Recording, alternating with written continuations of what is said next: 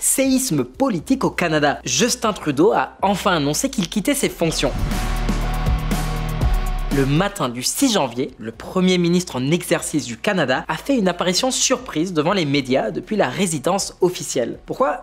Pour annoncer rien de moins que sa démission, à la fois de son poste de Premier ministre et de la possibilité de se représenter aux prochaines élections prévues pour cette année, au plus tard en octobre. I intend to resign as party leader, as Prime Minister, after the party selects its next leader through a robust, nationwide, competitive process. Last night, I asked the President of the Liberal Party to begin that process.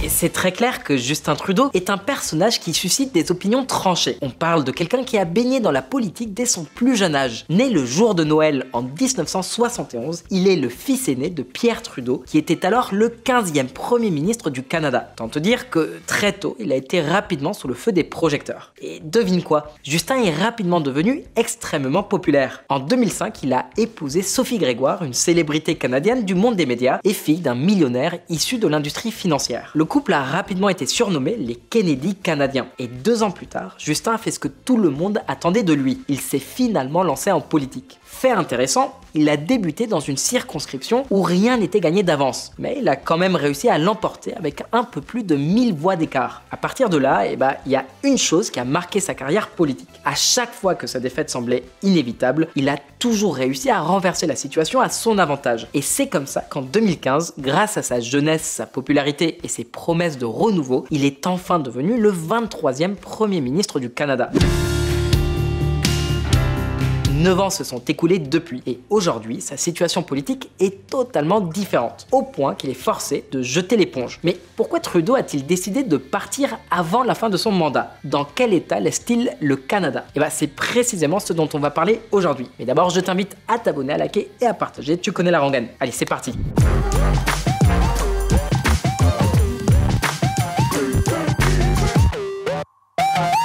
On va être très clair, Trudeau était coincé de tous les côtés. Au niveau national, la cote de popularité de Justin Trudeau avait plongé à environ 20%, ce qui signifie que près de 8 Canadiens sur 10 désapprouvaient son action. C'est peut-être pour ça que le Parti conservateur, le principal parti d'opposition, est largement en tête dans les sondages, comme on va le voir tout de suite. Et pour couronner le tout, 59% des partisans de sa propre formation politique, le Parti libéral, réclamaient sa démission. En fait, plus de la moitié des électeurs qui lui avaient accordé leur confiance lors des dernières élections de 2021 jugeraient son mandat comme un échec. Évidemment, une situation aussi catastrophique a aussi semé la zizanie au sein de son propre parti. N'oublie pas que cette année, il y a les élections et que beaucoup de membres de son parti jouent leur propre poste, ce qui les rend particulièrement nerveux face à la situation actuelle. That if I'm having to fight internal battles, I cannot be the best option in that election. Mais au final, le Premier ministre a décidé de se retirer. Pourquoi maintenant?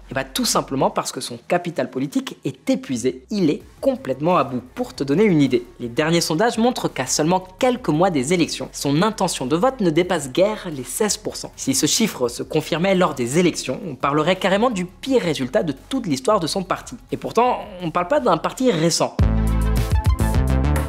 Regarde, dès les élections de 1867, les libéraux avaient obtenu 22,7% des voix. Sur les 43 élections fédérales qui ont été organisées depuis, le soutien à ce parti n'est tombé en dessous de 30% qu'à 3 reprises. En 1984 avec 28% des voix, en 2008 avec 26,2% et en 2011, la seule fois d'ailleurs où les libéraux sont devenus la 3e force au Parlement avec 18,9% des voix.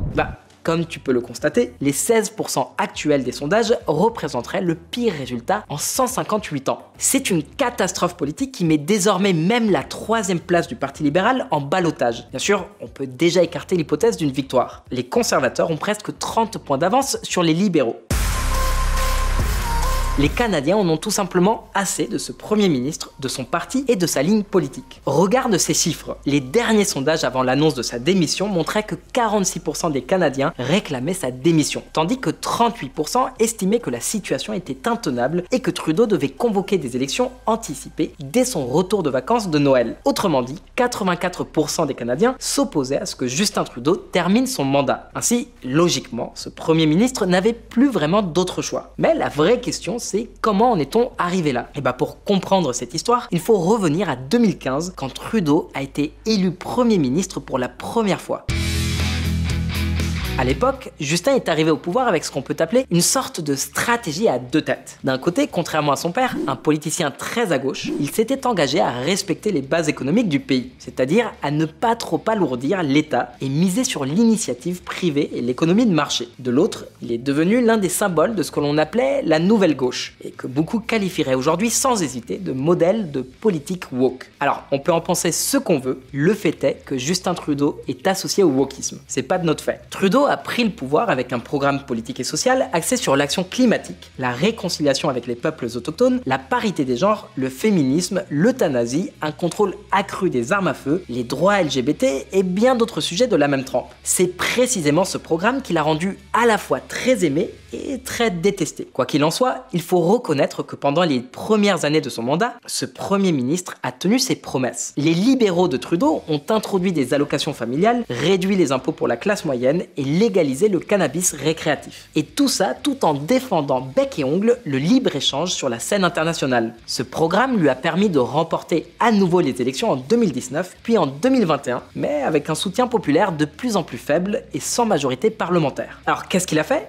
Ce que fait généralement la classe politique, jouer la carte des droits acquis et de l'extension des aides sociales. Entre autres parce que, après avoir perdu sa majorité en 2019, Trudeau a dû conclure des accords avec le Bloc québécois et surtout avec le Nouveau Parti démocratique, un parti bien plus à gauche. Ça a forcément influencé les politiques qu'il pouvait mettre en place. Cependant, Trudeau a accepté ce virage. Il reste responsable de tout ce qui a suivi. Et c'est là que les problèmes ont réellement commencé.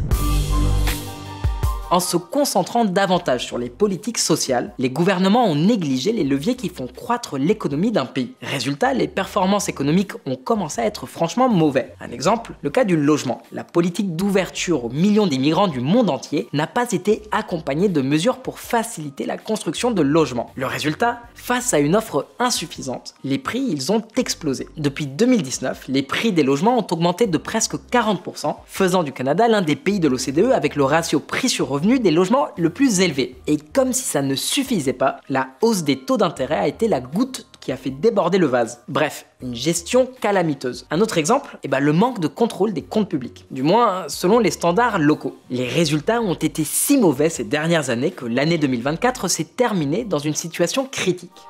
La mise à jour budgétaire révèle un déficit de 62 milliards de dollars canadiens. On parle de 42 milliards d'euros, soit un peu plus de 2% du PIB. Ça peut sembler dérisoire comparé aux énormes déficits budgétaires des États-Unis ou de plein de pays européens. Mais le problème, c'est que d'un côté, le Canada a une certaine aversion pour la dette. Oui, parce que le système financier canadien est le plus solide au monde, justement parce que les Canadiens sont extrêmement prudents. Et de l'autre côté, cette annonce de déficit signifie que l'écart budgétaire est 50% plus important que prévu. En d'autres termes, l'économie est en train de ralentir, ce qui fait que les prévisions de recettes ne se réalisent pas. Ça crée un déséquilibre dans les comptes publics, ce que le gouvernement n'avait tout simplement pas anticipé. Le sentiment que le gouvernement a perdu le contact avec la réalité économique est largement partagé à travers le pays. Un pays d'ailleurs où plus de 50% des citoyens estiment que les dépenses publiques du gouvernement Trudeau sont trop élevées. En clair, ils veulent moins de dépenses, pas plus. Mais ça te suffit pas? Tu veux encore une preuve supplémentaire qu'il a vraiment perdu pied?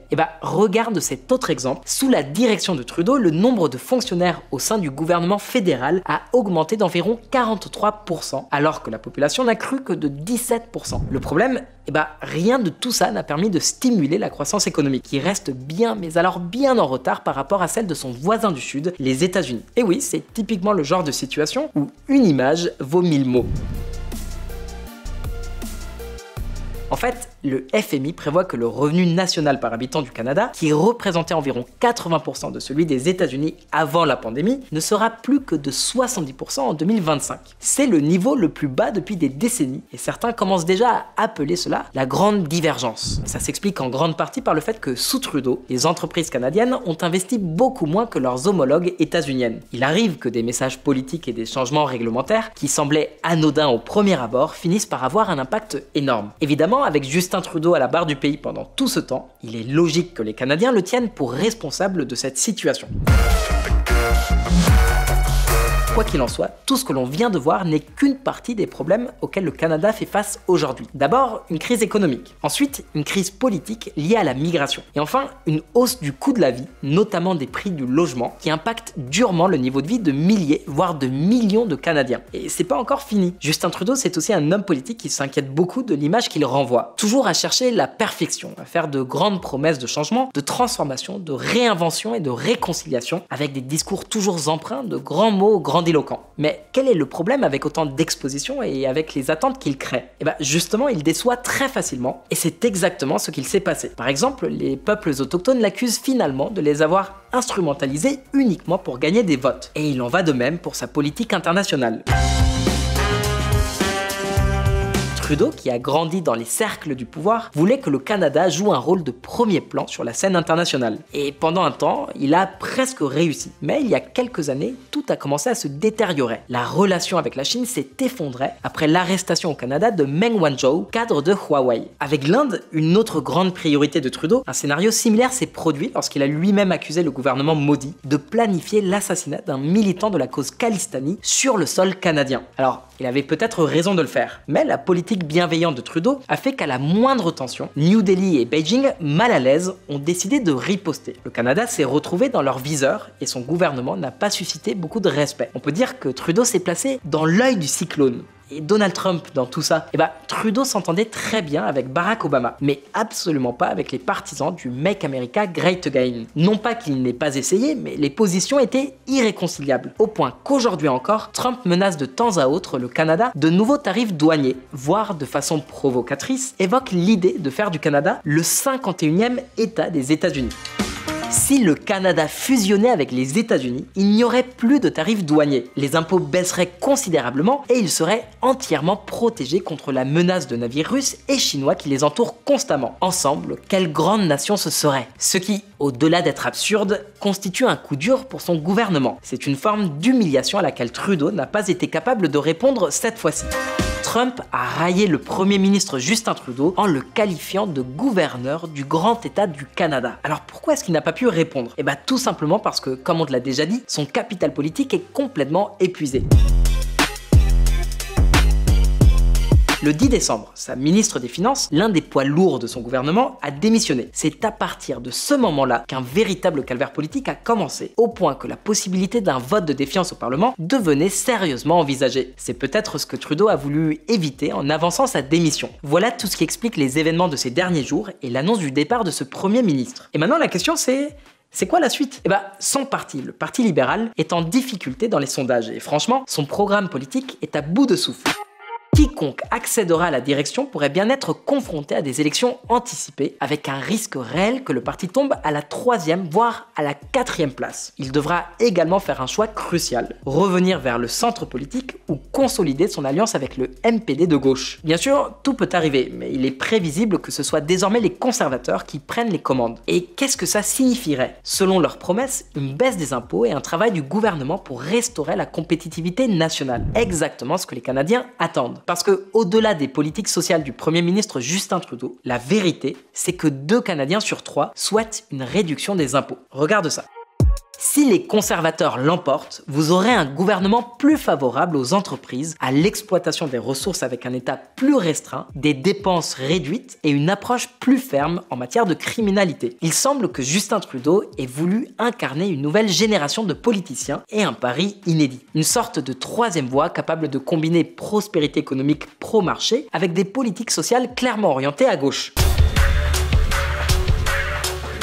Quoi qu'il en soit, cette époque est désormais révolue. Certains disent qu'au Canada, si la Chambre des communes rejette les mesures budgétaires du gouvernement en mars prochain et que Trudeau n'a pas encore été remplacé ou officiellement retiré, ce vote parlementaire pourrait déclencher des élections. Dans ce cas, il resterait leader. Mais bon, encore une fois, on ne sait pas de quoi l'avenir est fait. La vérité, c'est qu'avec les chiffres de popularité actuels, ça ne semble tout simplement pas envisageable. Tout porte à croire que la carrière politique de Justin Trudeau est purement et simplement arrivée à son terme. Alors la question maintenant, elle est pour toi. Quelle est ton opinion sur cet homme politique controversé? Laisse-nous ton avis dans les commentaires. On espère que cette vidéo t'a plu. Si c'est le cas, pense bien à t'abonner, à liker et à partager. Rappelle-toi que tu peux aussi nous écrire sur Insta. Et nous, on te dit à très vite pour plus d'actu. À ciao, bonsoir.